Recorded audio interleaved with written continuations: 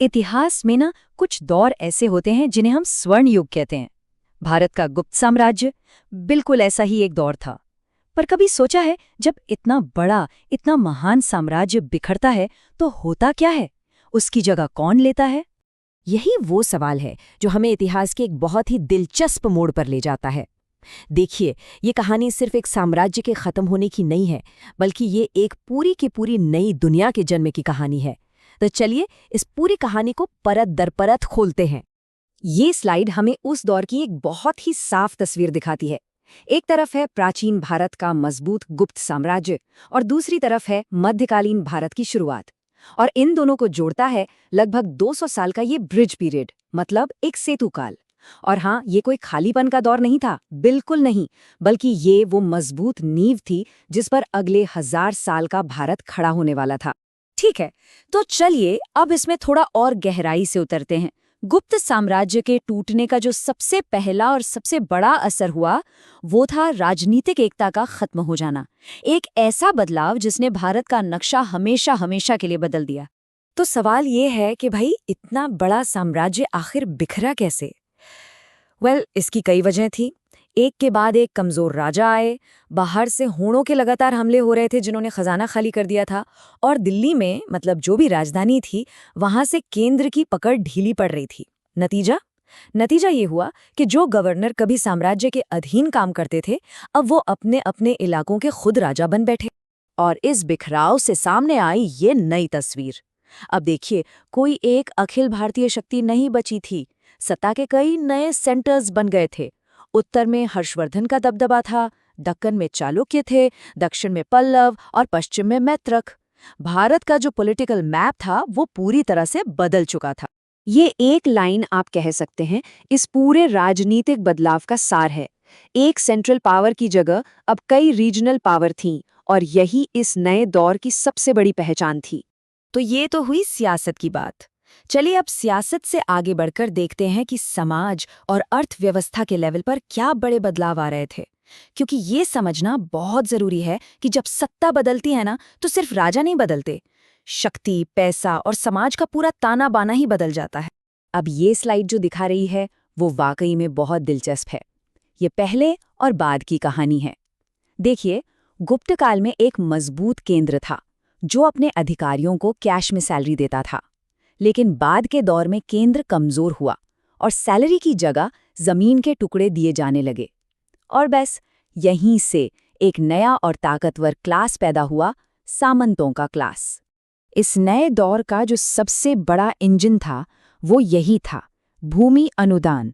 जरा सोचिए, राजा अपने अफसर को सैलरी नहीं बल्कि जमीन दे रहा है, और साथ में ये अधिकार भी दे रहा है कि वो उस जमीन से टैक्स भी वसूले। तो वो अफसर क्या बन गया? एक तरह से वो अपनी जमीन का छोटा मोटा राजा ही बन गया। ये बिल्कुल राज्य के भीतर एक और राज्य बनाने जैसा था। तो सबसे जरूरी बात यह है कि भूमि अनुदान की इसी प्रथा ने उस सिस्टम को जन्म दिया जिसे हम भारतीय सामंतवाद या इंडियन फ्यूडलिज्म कहते हैं। और ये एक ऐसा बदलाव था जिसकी छाप आने वाली कई सदियों तक भारत पर दिखाई देनी थी। लेकिन कहानी सिर्फ राजनीति और समाज तक ही नहीं रुकी थी। अर्थव्यवस्था में भी एक बहुत बड़ा उलटफेर चल रहा था। एक ऐसा दौर जिसे इतिहासकार कहते हैं शहरी पतन या अर्बन डिके। और इसका असर वो साफ साफ दिख रहा था। गुप्त काल का जो फलता फूलता इंटरनेशनल ट्रेड था वो लगभग ठप हो गया। सोने के सिक्के या तो बहुत कम हो गए, या जो थे भी उनकी क्वालिटी गिर गई। पूरी इकॉनमी बाहर की दुनिया से कट के खुद में सिमट गई। गांव आत्मनिर्भर हो गए, और पाटलिपुत्र जैसे जो शानदार शहर थे वो अपनी पुरानी रौनक खो रहे थे। चलिए अब इस महान बदलाव के तीसरे और आखिरी स्तंभ की बात करते हैं, और वो है धर्म। क्योंकि इस दौर में सिर्फ राजपाट और व्यापार ही नहीं बदल रहे थे, लोगों की आस्था और उनके पूजा पाठ के तरीके भी एक बड़े बदलाव से गुजर रहे थे। ये स्लाइड धर्म की इस यात्रा को बड़े खूबसूरती से दिखाती है। जो पहले के जटिल यज्ञ और कर्मकांडों वाला वैदिक धर्म था, अब उसकी जगह ले रहा था पौराणिक हिंदू धर्म, जिसमें ब्रह्मा, विष्णु, शिव जैसे देवी देवताओं की पूजा अहम हो गई। और इसी के साथ साथ भक्ति की एक नई लहर भी उठ रही थी। एक ऐसा आंदोलन जो भगवान के साथ सीधे, पर्सनल और इमोशनल कनेक्शन पर जोर देता था। ये चार्ट इस बदलाव को और भी साफ कर देता है। मतलब एक तरफ मंदिर केंद्रित पौराणिक हिंदू धर्म और भक्ति का ग्राफ ऊपर जा रहा था, तो दूसरी तरफ बौद्ध धर्म, जो कभी उत्तर भारत में एक बहुत बड़ी ताकत था, अब धीरे धीरे कमजोर पड़ रहा था। यानी सिर्फ राजनीतिक ही नहीं, भारत का धार्मिक नक्शा भी बदल रहा था। तो हमने देखा कि कैसे राजनीति, समाज, अर्थव्यवस्था और धर्म हर मोर्चे पर एक जबरदस्त बदलाव आ रहा था।